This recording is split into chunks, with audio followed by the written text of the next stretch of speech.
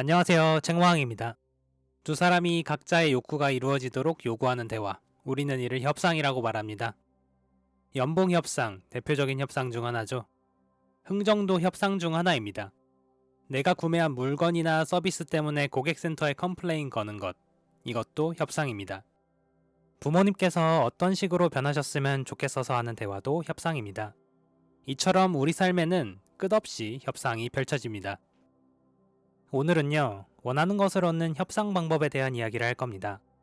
어떻게 원하는 것을 얻는가 라는 책을 제가 멋대로 읽고 또 멋대로 정리한 내용을 나눠볼 겁니다. 빠르게 좁혀보면 요 4사분면에 나온 협상 모델은 치우고요. 이 모델을 요약한 원하는 것을 얻는 12가지 전략 중 제가 수없이 실행한 결과 가장 중요하다고 생각하는 처음 3가지를 다룰 겁니다.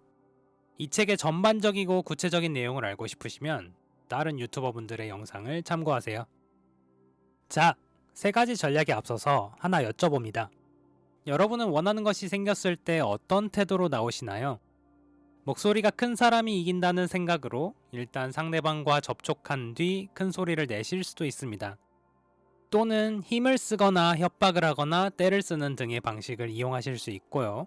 아니면 약간의 거짓말을 보태서 상대를 구슬리려고 하실 수도 있습니다. 이런 식으로 협상 상황에 임하는 각자의 태도를 협상 스타일이라고 합시다. 여러분의 협상 스타일은 어떻고 그 성공률은 얼마나 되나요? 이제부터 12가지 전략 중에서 3가지만 얘기할 겁니다. 이 3가지를 들으셨을 때 처음에는 이미 하고 있던 거잖아 라고 생각하실 수도 있습니다. 그런데 사실은 살아온 대로, 경험한 대로 직관적으로 또는 습관적으로 여러분이 협상에 임해왔음을 느끼실 수 있을 겁니다. 협상에 들어서면 목표에 집중해야 합니다. 이 말은 협상 전에 이미 목표를 설정하고 들어가야 한다는 의미입니다. 여러분은 협상에 들어가기 전에 목표를 명확히 세우시나요? 저는 그러지 않았습니다. 어떤 감정 상태에 이끌려서 협상의 대화를 시작하고 그냥 끌리는 대로 진행해 왔죠. 협상을 하기 전에 목표를 최대한 명확히 하는 것이 좋습니다. 완벽하지 않아도 됩니다. 대신 습관이 아니라 냉철한 질문과 조사를 통해 목표를 세워야 합니다. 질문은 간단합니다. 나는 무엇을 원하는가? 쉽죠? 그런데 여기서 1차적으로 답이 나왔다면 나는 그것을 왜 원하는가? 또는 나는 그걸 정말 원하는가? 라는 질문을 던져보세요. 생각보다 처음 답이 여러분이 진짜 원하는 것이 아닌 경우가 많습니다. 왜냐면 우리가 목표와 니즈를 잘 정리하지 못해서이기 때문입니다. 목표는 원하는 대상입니다. 니즈는 원하는 이유고요. 딸기 우유를 원할 때 상대방이 가진 딸기 우유는 얻고자 하는 목표입니다. 니즈는 딸기 우유를 원하는 배경입니다. 이 니즈를 목이 말라서 갈증을 채우기 위해서라고 가정해보죠. 그러면 목표는 상황 따라 다르지만 꼭 딸기 우유가 아니어도 가능합니다. 물도 되고 제로콜라도 되고 맥주도 될 수 있겠죠. 그럼 왜 딸기 우유를 목이 마른 지금 원하는지를 스스로에게 물어봅니다. 꼭 그거여야 하는지, 다른 대안도 가능한지 등 이런 식으로 진짜 목표와 진짜 니즈를 찾는 과정이 협상 전에 필요합니다. 물론 협상을 하면서도 이를 보완해 갈 수 있습니다. 바로 여러분이 목표에 집중할 때 말이죠. 목표와 니즈를 구분해서 찾으면 여러분은 협상 대상이 예를 들어 고객센터에 컴플레인을 걸었을 때의 목표가 정보 제공을 받는 것인지 또는 사과를 받는 것인지 아니면 물질적 보상이나 심리적 보상을 받는 것인지 등을 명확히 할 수 있습니다. 이때 더 중요한 건 그 목표가 구체적이어야 한다는 사실입니다. 딸기 우유를 1개 원하는지 2개 원하는지를 정해야 합니다. 아니면 범위를 설정해도 되죠. 딸기 우유 최소 1개부터 많으면 3개까지 원한다 이런 식으로요. 이렇게 구체적인 목표를 정하면 협상 테이블에서 목표에 집중하기가 쉽습니다. 그리고 상대의 말에 휘둘리지 않으면서 유연하게 대처할 수 있죠. 조사도 명확한 목표 설정을 위해 필요한데요. 예를 들어 상대가 보유한 딸기 우유 개수를 조사할 수 있습니다. 상대가 딸기 우유를 2+1으로 구매해서 가지고 있는 때와 한 박스 24개입으로 구입해서 보유하고 있을 때는 목표가 달라지겠죠. 또한 상대의 상태에 대해 알아볼 수 있죠. 협상에 응할 기분인지 딸기 우유와 거래할 만큼 현 상황에서 상대의 관심사는 무엇인지 등을 살펴볼 수 있죠. 결과적으로 조사는 질문과 목표를 더 현실적인 차원으로 인도합니다. 재작년에 제가 구독하는 편집 프로그램의 가격이 평소 지불하던 것의 2배나 결제되었습니다. 원래 50% 정도 할인을 받고 있었는데 자격 요건과 기간이 만료가 되었던 겁니다. 해당 회사의 홈페이지에는 제가 받을 수 있는 할인이 더 이상 나오지 않았습니다. 당황스러웠습니다. 당시 저는 백수라서 최대한 필수적인 지출만 했는데요. 갑자기 한 항목에서 평소 2배 가격이 나간 거니까요. 당황함을 뒤로하고 고객센터와 접촉하기 전에 명확한 목표를 세우고자 했습니다. 먼저 제가 정말 원하는 것이 무엇인지 스스로에게 질문을 했습니다. 그 결과 이전처럼 50% 할인된 가격으로 프로그램을 이용하는 것이란 답이 나왔고, 그 다음에 이 답에 최소 1년 이상이 추가되었습니다.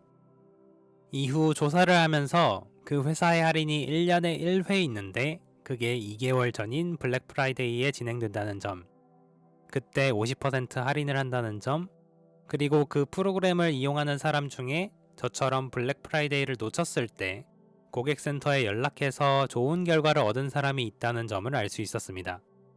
저는 또 스스로에게 질문을 했습니다. 도대체 나는 왜 할인을 원하느냐? 그에 대한 정확한 답으로 제 얇은 지갑에서 빠져나가는 돈이 일정하게 유지되도록 해서 안도감, 안정감을 갖는 것이 제 진짜 목표였던 거죠. 어느 정도 목표가 세워졌으니 저는 이제 고객센터와 연락하고 협상 테이블에 앉아서 이 목표에만 집중하면 되었습니다. 결과적으로 저는 이전처럼 50% 할인된 금액으로 1년에다가 3개월 더 동일한 가격으로 이용할 수 있게 되었습니다. 협상은 나의 욕구와 상대의 욕구 사이의 소통입니다. 즉 쌍방향으로 이루어지는 거죠. 여러분은 소통을 하실 때, 특히 협상을 하실 때 쌍방향으로 하고 계신가요? 단순히 내가 말을 하고 상대가 말을 하고 있는 걸 말하는 게 아닙니다. 상대의 생각, 감정, 니즈 등에 관심을 가지고 그것을 이해하면서 대화를 하시냐는 질문입니다. 상대의 머릿속 그림을 그리는 건 1번에서 우리가 우리 목표를 설정하고 니즈를 파악하는 것을 상대에게 대입하는 겁니다. 이 사람이 진짜 원하는 것은 무엇인가? 그것을 얻으려고 하는 배경은 무엇인가? 그걸 위해 상대가 현재 사용하는 전략은 무엇인가? 1번과의 차이는 내가 상대가 아니기 때문에 상대에게 더 많은 질문을 하고 또 상대를 조사해서 정보를 얻어야 한다는 점입니다. 이번엔 딸기 우유 말고 면접을 생각해보죠. 면접도 일종의 협상입니다. 여러분은 그 회사에 들어가고 싶어 하죠. 그래서 접촉을 합니다. 자소서를 쓰고 지원하죠. 그런데 협상을 자동적으로만 해온 분들은 아마 자소서를 쓰실 겁니다. 이전에 다른 회사에 지원할 때 썼던 거를 돌려막으면서 말이죠. 협상을 잘 하시는 분들은 아마 그 회사 또는 면접관이 머릿속으로 그리는 그림을 최대한 파악하고 그려보려고 할 겁니다. 그래서 지인이나 지인의 지인, 지인의 지인의 지인이라도 그 회사에 다니는 사람에게서 정보를 얻으려 할 거고요. 하다못해 그 회사 홈페이지에 형식적으로 써있는 미션, 비전, 핵심 가치라도 보면서 이 회사가 원하는 사람이 누구고 어떻게 그를 선별할지 깊이 파악해 볼 겁니다. 이번에는 부모님께서 잔소리를 하는 상황을 떠올려 봅시다. 여러분이 거기에 반응해서 소통이 이루어지는 상황 말이죠. 갑작스럽지만 대화를 하면서도 먼저 내 목표를 설정해 봅니다. 그러면서 부모님의 머릿속 그림, 예를 들어 두 분께서 정말 원하는 것이 무엇인지, 그래서 현재 사용하는 표현과 방법은 무엇인지 등을 생각해 봅니다. 부모님의 입장으로 역할 전환 또는 역지사지로 먼저 생각해 봅니다. 그러다가 추측만 하고 있는 것 같다면 명확히 하기 위해 직접 물어봅니다. 비꼬거나 화내면서는 아니고요. 공손하게 엄마, 내가 잘 모르겠어서 그러는데 엄마는 뭘 원하시는 거예요? 라고요. 그 다음 질문을 잘 이어가면서 부모님 당신들도 몰랐던 니즈를 여러분이 먼저 알게 될 수 있습니다. 아니면 부모님께서 대화 도중에 깨닫기도 하죠. 이게 처음에는 잘 안 될 수도 있지만 내가 아니라 상대에게 더 호기심을 가지고 존중하면서 질문하면 상대의 그림을 상대보다 먼저 파악할 수 있습니다. 저는 큰 오픈마켓이 직접 판매하는 멸균 우유를 한 박스 주문했습니다. 그런데 일주일이 되어도 배송이 안 되다가 나중에 보니 취소가 되었더군요. 어플로 들어가 보니 해당 오픈마켓에서는 그 멸균 우유를 이전보다 더 비싼 가격으로 판매하고 있었습니다. 저는 기만당한 느낌을 받아서 화가 났고 속으로 욕을 하면서 바로 고객센터 전화번호를 알아봤습니다. 그러다가 잠시 시간을 가지고 전략 1단계를 위해 명확한 목표, 최소 사과를 받는 것부터 5,000원 정도의 보상을 받는 것을 세웠습니다. 전화하기에 앞서서 제가 맞이할 상대방에 대해 생각해 봤습니다. 상대방은 상담원이겠죠? 1차적으로는 말입니다. 2차적으로는 해당 오픈마켓이 상대방입니다. 즉 상담원을 얼굴로 하는 오픈마켓을 제가 상대하는 겁니다. 그렇다면 상대는 제 컴플레인에 대해 어떤 그림을 그릴까요? 먼저 상담원은 의뢰 입장에서 수화기 너머로 대신 소통을 합니다. 나와 다르지 않기 때문에 인간적으로 지치기 쉬운 입장이라는 의미입니다. 또한 상담원은 정보 안내는 해도 제 목표를 위한 특별한 권한이나 책임이 없을 수 있죠. 결정권이 없는데 지치기만 하니 무기력할 수 있습니다. 오픈마켓은 어떨까요? 아마 일방적으로 제 주문을 취소한 만큼 어떤 것도 내주고 싶지 않을 수 있습니다. 그들에게 최고의 결과는 그냥 상담원 선에서 제가 체념하고 끝내는 것입니다. 정 안 되면 어느 쇼핑몰이든 보상 기준과 정도에 대한 내용을 가지고 있기에 그 안에서 손익을 따져서 해결하려고 하겠죠. 이제 전화해서 실제로 그러한지 제가 세운 목표를 얻을 수 있는지를 실행해 봤습니다. 상담원에게 기분 좋게 인간적이고 활기찬 인사로 시작했습니다. 그리고 친근한 목소리로 상황을 설명했죠. 역시나 상담원은 영혼 없는 목소리로 죄송하다면서 카드 결제가 취소되었으니 며칠 후에 반영될 거다라고 끝내려고 하더군요. 화가 났지만 저는 끝까지 상대를 존중하는 태도로 이 책에 나온 질문들, 예를 들어 이런 경우 예외는 없었나요? 저는 이 제품을 수차례 구매한 고객입니다. 구매 취소 후 가격을 올려서 팔고 있는데 이게 이 오픈마켓이 추구하는 건가요? 등을 물었습니다. 상담원은 아무래도 역시 취소해주는 걸로 끝내자라는 입장인 것 같았습니다. 그래서 저는 제가 물어본 내용에 대해 책임감을 가지고 사용할 권한이 있는 담당자를 불러달라고 했습니다. 알고 보니 저를 대한 상담원이 담당자였습니다. 저는 제가 취소 사실을 알기까지 7일이나 우유 없이 지냈는데 카드 취소라는 의미 없는 말이 아니라 그 기간에 대한 보상이 누구라도 필요하지 않을까요? 라고 물었습니다. 상담원은 저의 이 말에 잠시 시간을 달라고 했습니다. 결과적으로 이 케이스는 제가 해당 오픈마켓에 8,000 캐시를 보상으로 받는 것으로 끝났습니다. 처음 세웠던 목표보다 액수가 더 컸죠. 상담원의 딜에 저는 동의했고 바로 캐시가 제 계정으로 들어왔습니다. 저자가 말하는 협상의 핵심 중에 하나는 협상의 중심에는 내가 아니라 상대방이 있어야 한다입니다.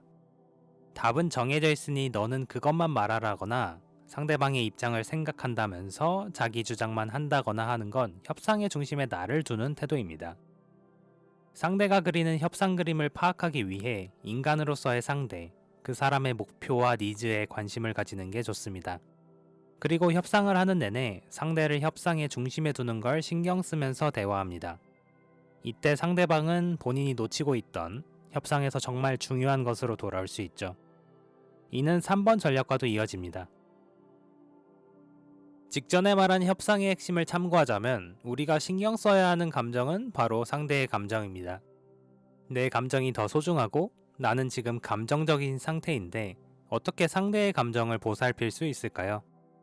여기서 제가 이 책을 통해 얻은 최고의 개념인 감정적 지불이 나옵니다. 감정적 지불, 이모셔널 페이먼트는 말 그대로 상대의 감정을 신경 쓰는 방향에서 우리가 가진 자원을 쓰는 것을 말합니다. 상대의 감정적 반응을 포착했을 때 그것에 공감하거나 필요하면 사과를 하는 등 우리의 감정을 돈과 같이 지불하는 또는 투자하는 수단으로서 사용하는 거죠. 우리도 사람이라서 감정적일 수 있지만 상대의 감정에 우리의 감정을 지불하는 이유는 1차적으로는 상대가 다시 이성적인 판단을 하도록 돕기 위해서입니다. 어느 한쪽이 계속 감정적인 상태라면 협상은 합리성과 현실성보다 기준 없는 주관에 끌려가게 됩니다. 우리는 감정적인 상태일 때 주체할 수 없었던 느낌을 충분히 기억합니다. 그렇기에 내 감정 상태가 격양될 수 있지만 먼저 제자리를 찾고 상대도 그럴 수 있도록 우리의 감정을 대가로 지불하는 거죠. 그 대가는 바로 감정적 지불의 메인 목적인 원하는 것을 얻기 위해 제공됩니다. 이 대화는 피 튀기며 싸우기 위해 하고 있는 게 아닙니다. 우리가 원하는 걸 얻기 위해서 협상을 하는 거죠. 내 감정을 중요시하면서 대화를 지속하셔도 좋습니다. 단, 여러분이 원하는 걸 얻지 못할 가능성이 커질 겁니다. 많은 분들이 아시겠지만 감정은 입에 넣기 전인 솜사탕과 같습니다. 맛있어 보이고 소중해 보이죠. 감정적 상태인 순간에는 살아온 모든 순간 중 가장 중요하게 느껴집니다. 그 어떤 우선순위도 그 감정보다 낮은 순위에 위치하는 것처럼 말이죠. 하지만 냉정하고 침착하게 돌아볼 때 우리 감정은 말라버린 낙엽처럼 빠르게 생기를 잃고 말죠. 솜사탕이 물에 닿으면 그 형체를 잃고 단순 설탕물이 되는 것처럼요. 단순하게 감정적 지불이라는 건 나중엔 무가치한 것이 되는 내 감정을 돈으로 삼아 상대의 감정을 보살피는 데 제공하는 겁니다. 이를 통해 상대를 이성적인 판단이 가능한 상태로 데리고 와서 그 협상에서 제정신인 상태로 원하는 것을 얻을 수 있죠. 저는 스쿼시라는 운동을 16년부터 해오고 있습니다. 코로나나 개인 사정으로 빠진 적이 있지만 열심히 참석했죠. 그런데 제가 오랜 백수 생활을 청산하고 잠시 계약직으로 일을 하게 되었습니다. 퇴근을 오후 6시에 하게 되는데 그때는 제가 원래 스쿼시를 하는 시간이었습니다. 즉, 스쿼시 시간을 바꿔야 일과 운동을 그나마 병행할 수 있었죠. 문제는 그 센터에는 오후 7시부터 절대 빈자리가 발생하지 않는 역사가 있다는 점이었습니다. 혹시나 해서 재등록을 못한 사람이 생기는 걸 노려봤지만 몇 달이 걸려도 나오지 않았죠. 저는 결국 기존 시간에 등록해놓고 나가지는 못하는 신세가 되었습니다. 어느 주말 제가 다른 문제로 센터에 방문했는데 스쿼시 선생님께서 계셨습니다. 선생님께 말씀드려보는 건 제가 생각해둔 최후의 수단이었죠. 저는 유비무환인 성격이라서 선생님과의 협상을 미리 대비해두고 있었습니다. 제 목표는 최소 7시 타임 등록이었습니다. 그리고 약 4년 정도 알고 지내면서 저는 선생님의 개인적인 고민과 가르치는 사람으로서 느끼는 아쉬움을 공감하고 경청해왔죠. 물론 어느 순간부터는 대화가 별로 없었지만 선생님께서 어떤 분이신지 남들보다 하나라도 더 알고 있었습니다. 선생님과 오랜만이네요를 시작으로 대화를 했습니다. 제가 등록해놓고 나오지 못하게 된 이유 등을 이야기하면서도 선생님의 입을 통해 도움을 주겠다는 말이 나오는 걸 기다렸습니다.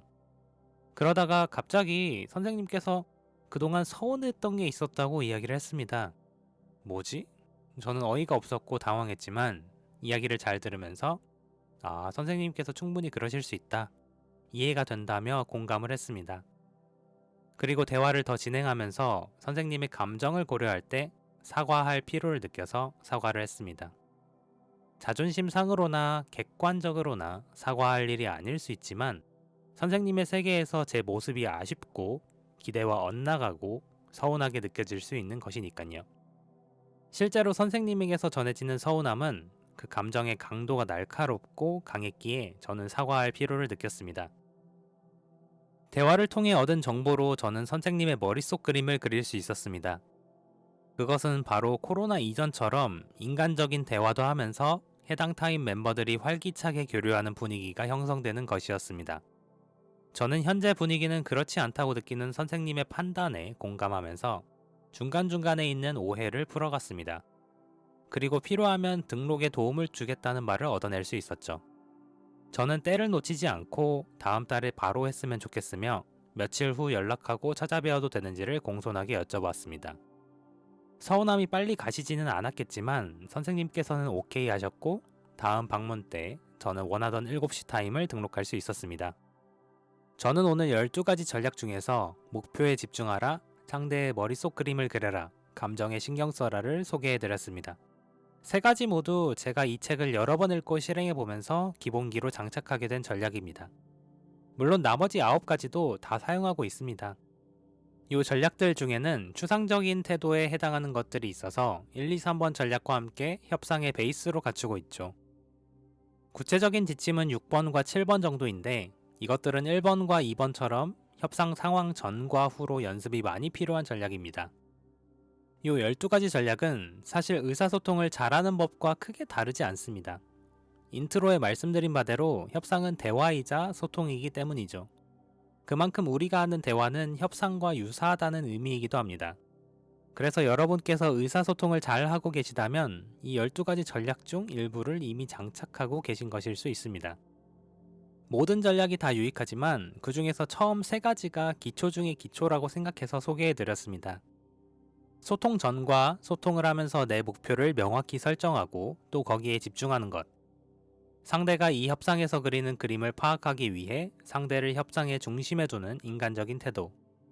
상대가 이성적 판단을 하도록 그의 감정을 신경 써서 대처하는 것. 이를 많이 연습하면서 무기로 삼으시면 그 대화 끝에 여러분 손에 원하는 게 있을 겁니다. 이번 영상은 올해 마지막 영상입니다. 저는 여러분이 원하는 것을 얻는 새해를 누리셨으면 합니다. 그 마음으로 이번 영상을 만들었습니다. 여러분이 누구고 어떤 상황에 있든 상관없이 적어도 이 3가지 전략을 실행해 보시고 실패도 해보시면서 기본기로 장착하시면 작은 것부터 큰 것까지 원하시는 것을 얻으실 거라고 믿습니다. 그럼 다음 영상으로 찾아뵙겠습니다. 시청해주셔서 감사합니다.